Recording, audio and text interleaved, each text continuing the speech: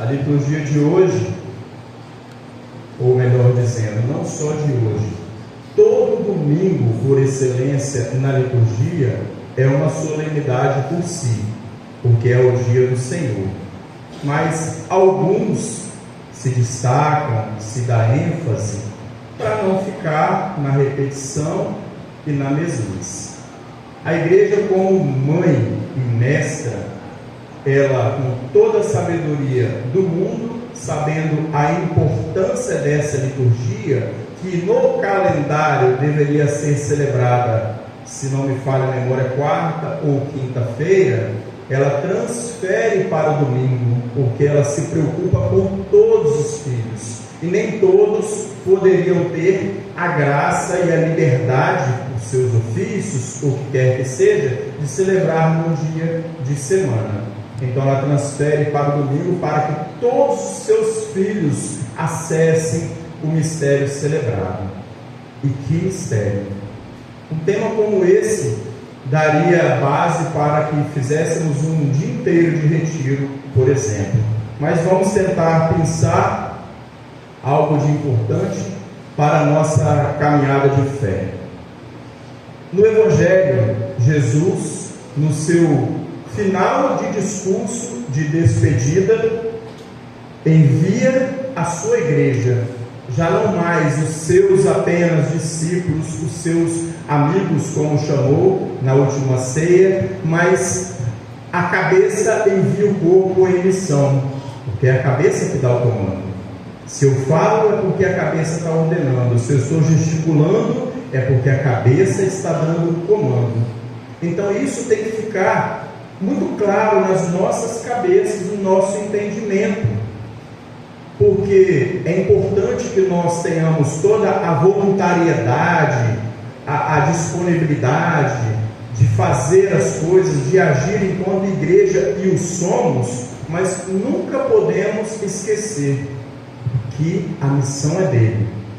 Ele, por graça, concedeu que nós fôssemos participantes da sua missão pelo sacramento do batismo. Nascemos criaturas e pela pia batismal, útero da igreja, nos tornamos filhos de Deus. E aqui ele fala, mais uma vez, dessa importância de ir batizar, dar nome a Deus, em nome do Pai, e do Filho, e do Espírito Santo. Esse é o nome de Deus. Por isso que nós, quando traçamos o sinal da nossa fé sobre nós não dizemos em nome do Pai, em nome do Filho, em nome... Não são três deuses. Em nome do Pai, e do Filho, e do Espírito Santo. E é importante que ele finaliza com mais uma promessa, de tantas que Deus vem sempre fazendo, no Antigo Testamento, e até o tempo de Jesus. Eis que estarei convosco todos os dias, até o fim do mundo. Então, antes de voltar para a parte teológica, eu vou falar da promessa. Hoje, praticamente, nós vivemos ela de novo. Teve um experimento feito na década de 60 por uma pessoa, que ela colocava uma criança em uma sala, com uma mesa, com um marshmallow. Não sei se todos conhecem aquele docinho quadradinho sobre a mesa, e deixava aquela criança ali e dizia para ela que daí 13 minutos, 14, 15 que seja, voltaria, e que se ela não tivesse tocado no doce, ela ganharia mais. O que vocês imaginam que aconteceu? Nem todos, nem todas. Algumas comeram, algumas não. Mas olha que interessante, o cérebro humano. Jesus foi totalmente homem e totalmente Deus. Olha como é interessante, e ele nos conhece porque nos criou enquanto segunda pessoa da Santíssima Trindade. Faça-se a nossa imagem e semelhança. Então o verbo estava desde a criação. Algumas comeram, outras não. E muito tempo se pensou que quem não comeu tinha virtude, era forte, resiliente, e quem comeu era fraco, cedia facilmente às provações. Isso não é verdade. Em 2013, uma psicóloga, refez o estudo. E olha onde eu quero chegar, porque eu estou falando das promessas. Refez o estudo. Ela ficou numa sala com as crianças, conversou um pouco e falou: se você aguardar aqui pacientemente, eu retornarei daqui a algum tempo e trarei vários lápis, essas coisas para você brincar e desenhar. Passado algum tempo, ela voltou para umas crianças com o material escolar e voltou para outras sem o material escolar. O que isso significa? Ela quebrou a promessa, correto? E como que fica a cabeça dessa criancinha? A que voltou com o material ficou feliz da vida, tudo ocorreu conforme combinado. E a outra? E as consequências dessa decepção? Logo em seguida, ela refez o teste do marshmallow com essas mesmas crianças do material escolar. E aí, o que vocês acham que aconteceu? As que receberam o material escolar aguardaram 12, 13, 14, 15 minutos até chegar mais doce. E as que não receberam o material escolar? Comeram, gente. E elas estão erradas? Elas tinham alguma garantia de algo? O cérebro delas aprendeu que elas não poderiam confiar naquilo ali. E hoje aconteceu parecido. A irmã quase infartou do coração que eu cheguei em cima da hora e ela está certa. Por quê? Por uma humanidade minha, eu furei um compromisso com ela. Infelizmente, às vezes, serve de alerta. É muito bom servir, a igreja está aí, precisa, a messe é grande, os operários são poucos, mas às vezes a gente abraça coisa demais, e quando pega muita coisa não faz nada bem. E eu marquei com ela uma formação, tadinha, e ela vai esperando a hora do Rodrigo falar, e o Rodrigo no mundo da lua. E aí ela deu o jeito dela. Fui em outros, mas furei em uma. Então, se eu furei em uma, ela já ficou com o coração apertado. O mesmo exemplo das crianças. Agora, conosco, aí eu pergunto a vocês, comigo, com vocês, em relação a Deus, a gente tem essa dificuldade? Nós não. Porque Deus, em algum momento, seja na minha vida, na sua ou nas Sagradas Escrituras, para o povo da cultura veterotestamentária, deixou de cumprir algo que prometeu? Então nós devemos esmerar, espelhar a nossa fé nessas crianças que resistiram e esperaram 12 minutos até vir a quantidade de doce a mais. Não podemos nos iludir com esse marshmallow, que é esses prazeres que nos iludem muitas vezes aqui, porque tem muito mais a nos ser oferecido se resistirmos àquilo que foi prometido por quem sempre cumpre as suas promessas. Agora, voltando para a parte teológica, que é mais complexa de se refletir, lembremos que Paulo fala que ele, enquanto Deus, se rebaixou, tomou a nossa condição humana para que passasse por tudo aqui na terra como nós, como humanos. Não usou da sua condição divina. Paulo usa o termo não usurpou da sua condição divina. Mas em algum momento Jesus deixou de ser Deus? Não. Mas, como prometeu ao Pai, mesmo aterrorizado, é só lembrar do Monte das Oliveiras, Pai, Jesus estava apavorado, porque ia sentir muita dor e sabia, sentia dor, sono, fome, frio, sentia abandono, sentiu o abandono na cruz, mas não usou da sua condição divina para se tirar disso daí, porque a aliança havia sido quebrada pelo homem, não por Deus. Só poderia ser restaurada pelo homem. E aí que vai chegar o que é belo que nós celebramos hoje, o que é mistério de fé, mas o que nos motiva a continuar nessa caminhada, que de muitas vezes alegre, mas de muitas provações, cruzes e tristezas. A intenção do início da nossa irmã, que era para estar aqui, está no hospital com o filhinho.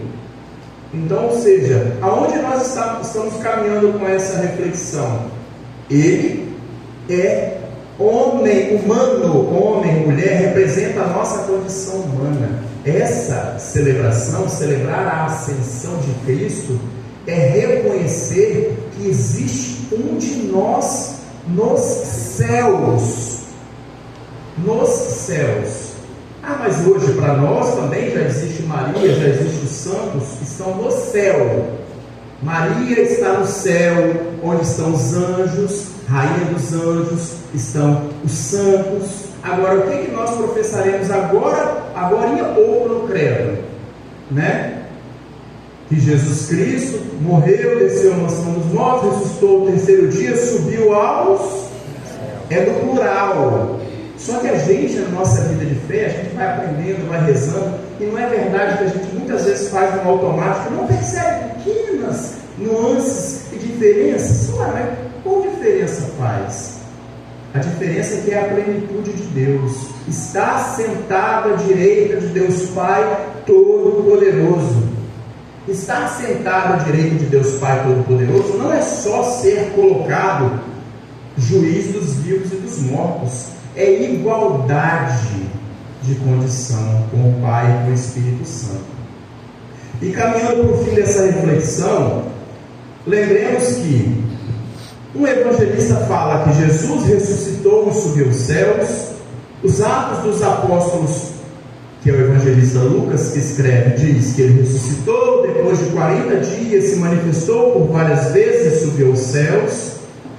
Quer dizer que um está certo e outro está errado? Não, esses 40 dias nós sabemos que é simbólico, não que não tenha acontecido, é teológico, é número teológico, é tempo de passagem. Foi o tempo de passagem da escravidão, né, os 40 anos, para a terra prometida. Foi tempo de manifestação de Deus a Moisés, no monte. É tempo de passagem, meus irmãos e minhas irmãs. Cristo retorna para o Pai. Se eu não for, não poderão receber o Espírito. Não é isso que ele fala? É uma nova etapa. E que etapa que é essa? É a minha, é a sua. Como eu disse, é a etapa da igreja. Celebrar a ascensão de Cristo é já a preparação para esse Pentecostes de domingo que vem. É a etapa do compromisso. Por quê? Deus depende de nós para alguma coisa? Mas Ele quis depender. Ele não depende, mas Ele quis. Prestem atenção, meus irmãos, que isso é muito forte e muito importante. Deus nos salva independentemente de nós. Olha o que eu vou falar e prestem atenção. Deus nos salva independentemente de nós, porque é graça, não é mérito. Mas Ele não nos salva sem nós. Ele leva alguém para o céu arrastado, na marra? Nós precisamos fazer a nossa parte, não é verdade? Ele não fala em outro momento: esforçai-vos para as coisas do alto, esforçai-vos para passar pela porta estreita. Então é o tempo de nós fazermos a missão agora, que começou por esses homens, por esses apóstolos. E finalizando com o que iniciei, se a promessa não fosse cumprida em abundância, aqueles homens que duvidavam, assim como nós, tinham uma limitação intelectual absurda. Jesus realizava vários sinais diante deles e eles demoravam, eram lentos. Lembra que Jesus falou: como sois lento para entender as coisas de Deus? Correram quando Jesus foi preso, quando Jesus permaneceu no túmulo resgatando aqueles que estavam no Sheol. Ficaram reclusos, aterrorizados. Depois de ali, da ascensão, e principalmente cheios do Espírito Santo de Deus, saem em missão para obedecer o imperativo de Jesus: ide pelo mundo todo, a ponto de, por fidelidade a Cristo, colocar o pescoço ao fio da espada. Gente, eles correram por nada. Eles negaram por nada. Agora, nada é capaz de parar, não só esses homens, a igreja de Cristo, porque nós somos o corpo, mas a alma, o Espírito é de Deus. É Ele que controla e conduz essa igreja. E nós temos que olhar para nós e nos vermos como membro desse Cristo. Essa é a maior dificuldade. E esse é o maior desejo de Deus. Sabe por quê, meus irmãos? Eu finalizo essa reflexão dizendo o seguinte: nós olhamos para uma irmã religiosa, coisa mais linda, a pessoa se consagra a Deus com todas as suas vestimentas que facilita a nossa identificação. A gente vê os traços de Deus ali, não vê? Eu vejo. Nós olhamos para um sacerdote, um bispo, zeloso, executando os ofícios para qual foi ordenado e separado. Nós sentimos o odor do pastor, um diácono, um servo, que desce como lava-pés, que é a função dele, para servir ao povo, para servir a igreja. Nós sentimos essa característica divina. Mas e quando eu olho para o irmão? Quando o irmão olha para mim, será que eu só vejo Deus naquele irmão que fala assim, naquele irmão que reza bonito? Ou eu também consigo enxergar Deus naquele que é espinho na minha vida? Naquele que exige de mim mais do que eu posso entregar? Porque ele é o corpo de Cristo tanto quanto eu. E essa é a beleza dessa celebração. No Antigo Testamento tinha o Santo dos Santos, onde só o sumo sacerdote adentrava.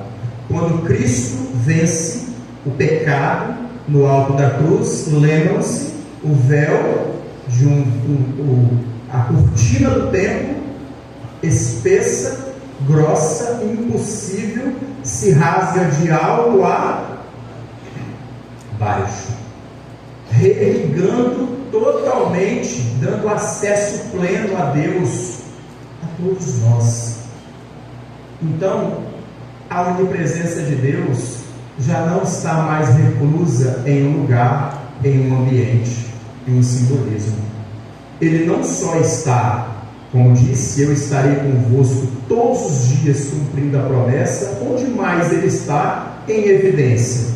No sacramento da Eucaristia, onde por vezes temos que nos atentar para ter a divina reverência, a divina adoração, porque é isso que aqueles homens estavam fazendo ali no monte, lugar de revelação de Deus, adorando, louvando, mas não podemos ficar somente ali. O que os anjos disseram? Aquele que vocês viram voltará dessa mesma forma. O tempo agora é de vocês, vai e faça aquilo que ele vos ordenou. No tempo e na hora certa, ele retornará. Então agora ele habita, além de, obviamente, no Santíssimo Sacramento, no sacrário de cada coração. Por mais difícil que seja, é só com o olhar de Cristo que é possível olhar para o outro e enxergar o nosso Senhor, no nosso irmão, no nosso semelhante. Então lembremos que já existe um de nós no céu, Cristo. O que o Salmo cantou? Por entre aclamações, Deus se elevou. Essa é a diferença da celebração de hoje para a Assunção de Nossa Senhora. Ele é Deus, Ele se eleva por suas próprias forças. E depois de elevado, como muito amor, não poderia ser diferente, Ele vem e leva a sua mãe, que aí Ele a eleva. É diferente. Então que nós possamos, no fim desse tempo pascal, preparando os nossos corações para rememorar esse Pentecostes que já aconteceu em nossas vidas, principalmente para quem já é crismado, para que possamos arregaçar as nossas mangas e entregar a nossa vida em serviço, em doação, em amor ao próximo, E esse próximo nem sempre está tão longe, é próximo mesmo, é dentro de nossas casas, é na nossa comunidade, que é a extensão da nossa casa. Às vezes me perguntam, nossa, mas tem tanta divergência, desentendimento. Mas tem mesmo, gente, é porque nós somos família. Qual casa aqui é comercial de margarina? Então as pessoas ficam, minha comunidade é assim. Se você for na outra, só vai mudar o endereço. Porque nós somos irmãos. Irmão discorda, irmão briga, e daqui a pouco se ama, se abraça, porque o amor tem que prevalecer.